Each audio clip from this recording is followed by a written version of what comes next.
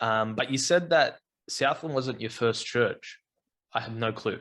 I did not know that. Where were you before that? So Southland was actually, so when it was Bethany, Yep. that's where I had grown up till about the age of 12.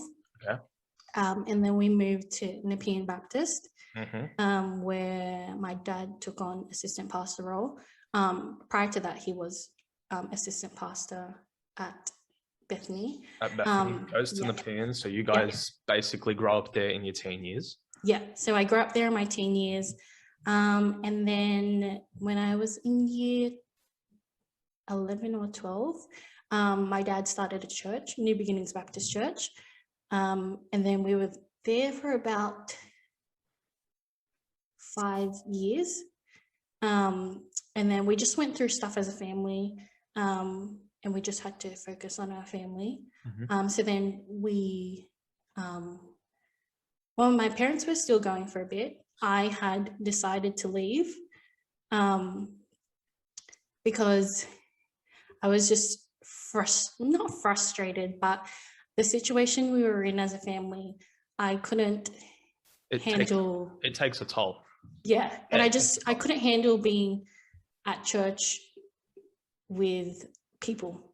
Yeah. That was really, it wasn't the fact that I was giving up on God or anything. It was just like, I couldn't. It just sort of blew up in your mind and you were over it. Yes. Yeah. When do you make the decision to start going to Southland? So I think it was end of 2016, start of 2017. Okay. My mum had started going back to Southland actually. And my parents were like, oh, you should go. And I was like, oh no, I don't really want to go. Like I had grown up there and I know these people and they're like my family. But I guess I was just afraid because of the fact that I didn't want to be around church people and I didn't want what was happening in our family for people to like judge us. And to leak out and to start. Yes. I always say people underestimate how hard it is to choose a church or how hard it is to go visit a church because it's a very personal sort of place. Yeah. You know, you don't show up for 1 or 2 weeks. People are calling you up because they actually care about you and they want to see how you're doing. Yeah. But it's also a very personal sort of, like they're asking about your personal life and it's it's hard to open up to people, especially when you don't know what the reaction is going to be. Yeah.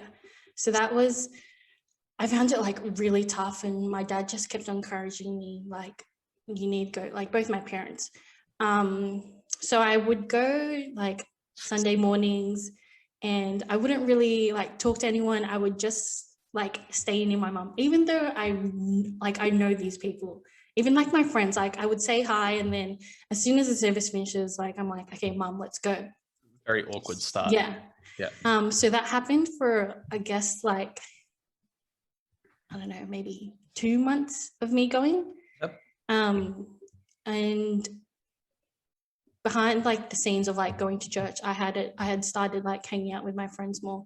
Okay. So like Kimmy, Vida, Zara. So when did that start? Because that's an interesting transition from the 2 months of awkwardness to you being comfortable. When did the comfort start coming in? When did they start hanging out with you, I guess? I guess so during that 2 months, like the girls and I, we started talking a little bit more. Okay. Mind you, we had always been friends. So like if we had birthdays or anything, like it wasn't uncommon for us to speak. So I guess just the fact that we were hanging out outside of church and I was getting comfortable hanging out with them without like them prying into anything. It was just more of them wanting to be there for me as a friend. Let's hang out. What are you doing? Yeah, nice. And so that kind of like pushed me to get more involved in church, as in going to more services or going to like young adult Sunday school class, stuff like that. So, who reaches out? Do they make the first move or did you make the first move? No, they did. Okay. Which I was very grateful for. And I just want to make that very clear that that's a powerful, powerful move for all Christians in churches. When you reach out to someone who may not be the most comfortable, it can change their whole personality and lifestyle within a couple of weeks. Yeah, definitely. Because I mean, like, in my friend group, and I feel like my friends would back me up on this, I'm probably the most outgoing, loud, and boisterous one. But when I'm in situations where it's like, I don't know how people are going to react, or I can't really control the situation, I'm just like really timid and shy. So for them to, I guess, reach out to me without really knowing what I was going through was a really, I guess, pivotal point in our friendship and in my Christian walk. So yeah.